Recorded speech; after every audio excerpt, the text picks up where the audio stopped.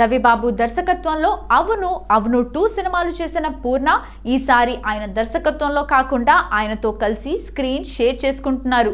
రవిబాబు అందించిన కథతో ఉదయ్ సురేష్ దర్శకత్వం వహించిన అసలు సినిమాలో పూర్ణ నటించారు. ఆ సినిమా ఈటీవీ సంస్థలకు చేసిన ఓటీటీ వేదిక ఈటీవీ విన్లో విడుదలయ్యింది. కథానాయికగా కెరీర్ స్టార్ట్ చేసిన పూర్ణ ఆ తర్వాత క్యారెక్టర్ ఆర్టిస్ట్గా మారాల్సి వచ్చింది.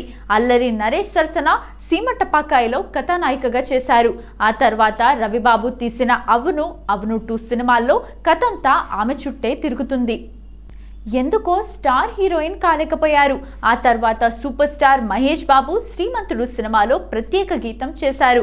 కథానాయికగా అవకాశాలు తగ్గిన తర్వాత బుల్లితెరకు షిఫ్ట్ కావటం ద్వారా పూర్ణ కెరీర్ కంటిన్యూ చేశారు.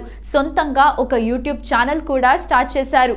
శ్రీ మహాలక్ష్మి సినిమాతో తెలుగు సినిమా ఇండస్ట్రీకి పరిచయమైంది పూర్ణ. ఆ తర్వాత సీమ టపాకాయ్ సినిమాతో హీరోయిన్గా మంచి గుర్తింపు తెచ్చుకుంది. అవును, లడ్డూ బాబు, నువ్వలా నేనిలా, అవును 2, జయము నిశ్చయమురా, సిల్లీ ఫెలోస్, దసరా, తీస్మార్ ఖాన్ తదితర సినిమాల్లో హీరోయిన్గా సహాయక నటిగా మెప్పించింది పూర్ణ.